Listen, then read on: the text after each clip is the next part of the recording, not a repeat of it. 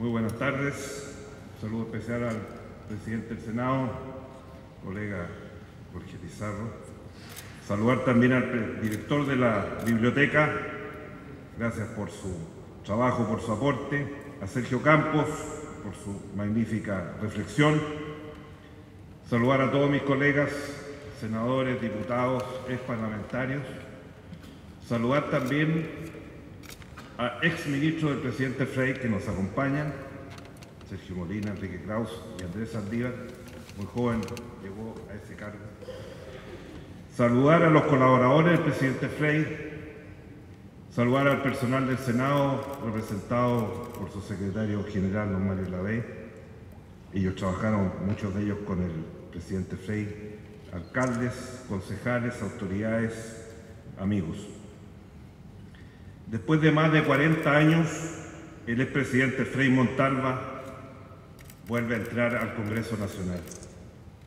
En esta casa sirvió como senador en 3 oportunidades. Aquí mismo juró como presidente de Chile el 4 de noviembre de 1964 y entregó el mando de la nación 6 años después. Cuando se produce el golpe de Estado, ejercía la presidencia del Senado.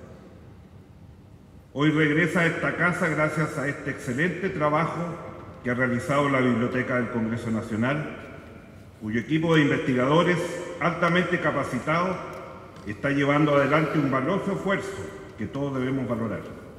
Mantener vigente la memoria de los grandes servidores públicos de nuestra patria, quienes dedicaron toda su vida al engrandecimiento de Chile.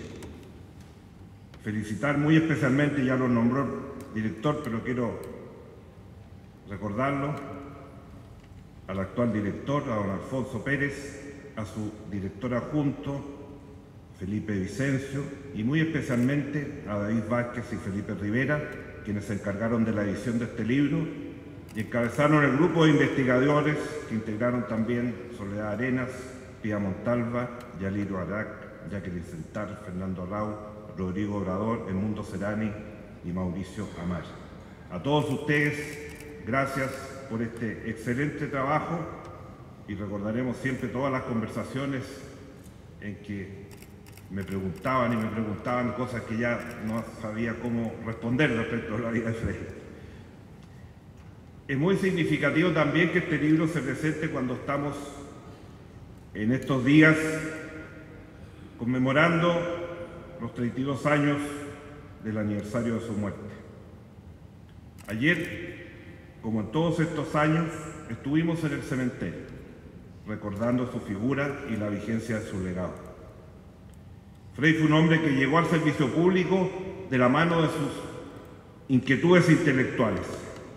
Toda la construcción de su ideario político surge a través y a partir de sus permanentes lecturas del Evangelio, de los libros de filosofía y de grandes pensadores y ensayistas políticos, así como también su reflexión acerca de los acuciantes problemas que afectaban a vastos sectores del país.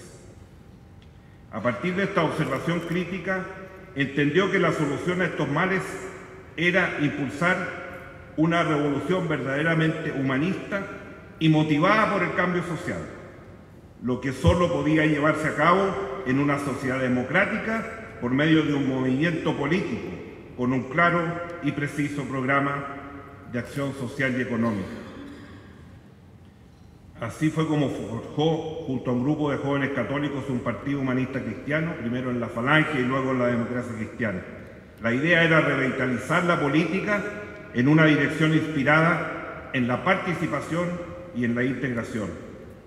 Definidos el objetivo y el instrumento, Frei se puso al servicio del país como dirigente político, ministro de Estado, senador y presidente. En ese camino es donde se advierte con nitidez algunos de sus rasgos más distintivos, como fueron su perseverancia y su coherencia.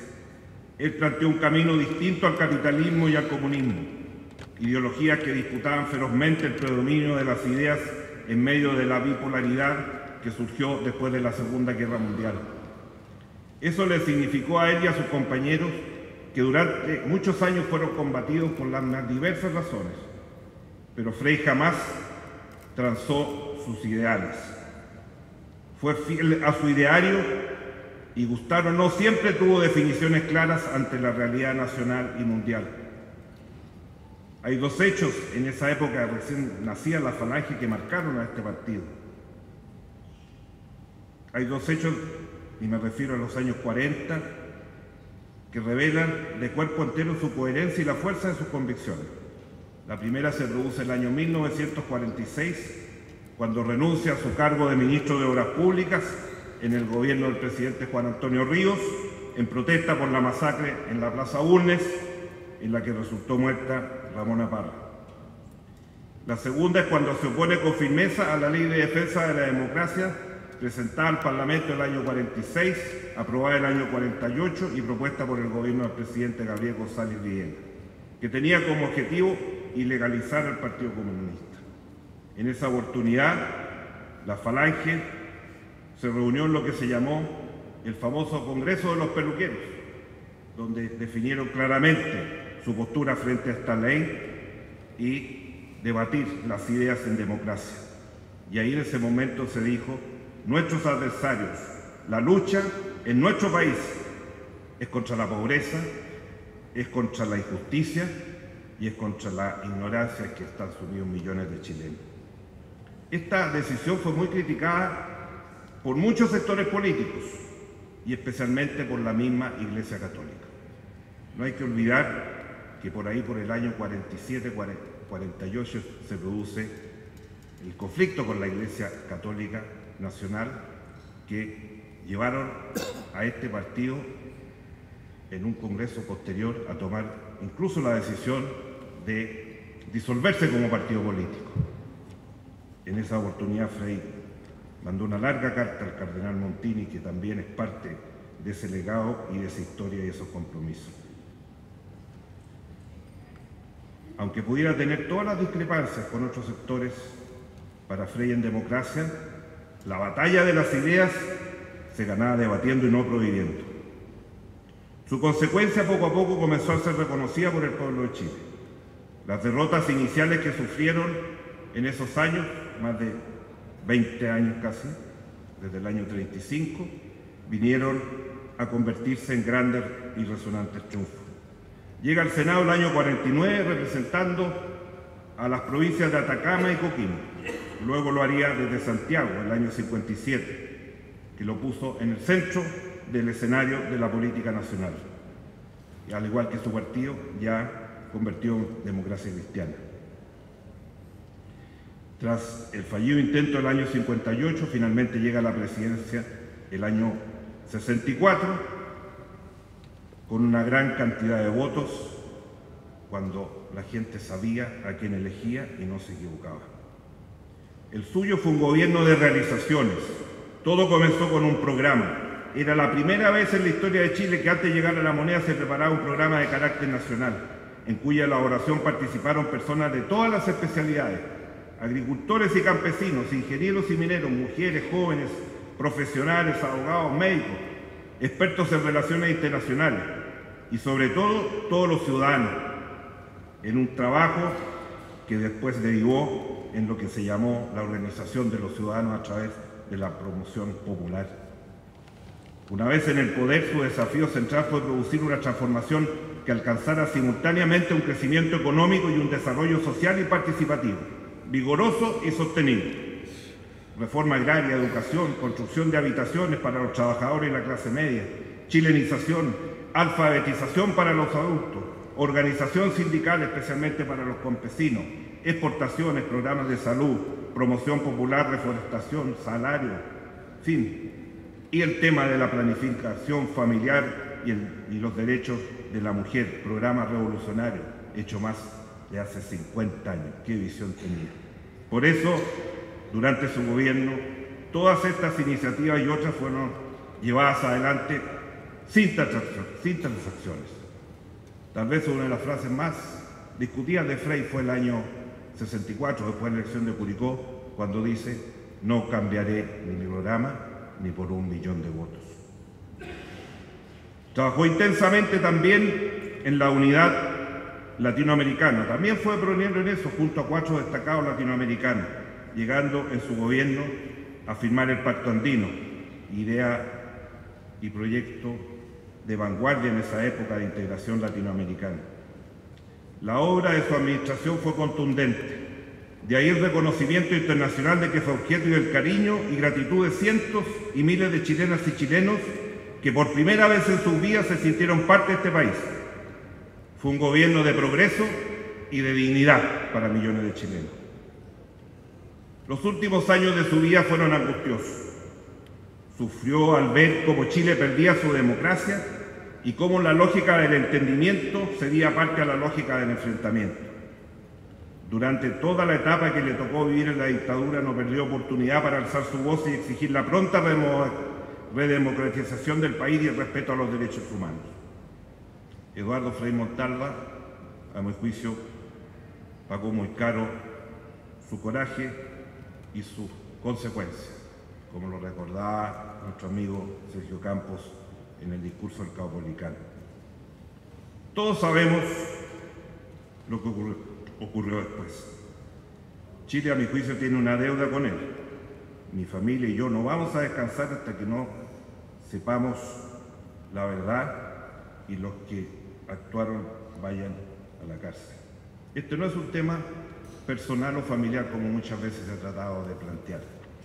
Es primera vez que un expresidente de Chile es asesinado por agentes del Estado. Han pasado más de 30 años de la partida de Frei y más de 4 desde que la Corte Suprema acreditó la participación de terceros en su muerte, caratuló asesinato por envenenamiento y pidió investigar la asociación ilícita. Seguimos esperando que se haga justicia. Sé que no es fácil, pero así como en otros casos similares, tarde o temprano, los partidarios de la impunidad deberán rendirse ante el poder incontrarrestable de la verdad. Una última reflexión para terminar. ¿Qué nos diría Frei hoy día si estuviera con nosotros? Yo creo que estaría expectante, como todos, por el pronto inicio de un nuevo ciclo histórico para Chile. También compartiría el ambicioso programa de gobierno que propuso la presidenta Bachelet al país. Por eso nos pediría paciencia y perseverancia en la tarea, porque las grandes reformas políticas, económicas y sociales no se implementan de un día para otro, sino que son procesos graduales que requieren tiempo para su plena maduración. Estoy seguro que le hablaría a los partidos de la nueva mayoría y les exigiría lealtad ante el nuevo gobierno y unidad para alcanzar y impulsar los cambios que nuestra democracia necesita con urgencia para hacerla más abierta, más transparente y más competitiva. Les demandaría mejorar la calidad de la política, privilegiando el bien común y los intereses superiores de Chile, de manera que podamos seguir progresando y para que los frutos de desarrollo lleguen a todos. Y les recordaría que los partidos, lo escuchamos en sus palabras, deben ser instrumentos permanentes de generación de acuerdos y ideas, y que debemos abrir nuestros espacios de participación, especialmente a los jóvenes, porque son ellos quienes siempre traen energía, pasión por los ideales y por encontrar causas justas a las cuales dedicar sus vidas. Eduardo Frei murió el 22 de enero del año 82. Con su partida entró por la puerta grande a la historia de Chile.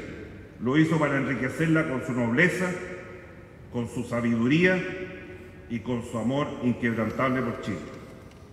La figura de mi padre permanece con nosotros.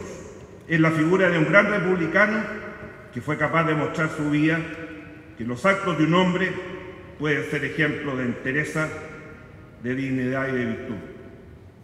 Ese hombre de Estado que nos inspira y que nos convoca sigue a nuestro lado y permanecerá siempre con nosotros. Muchas gracias.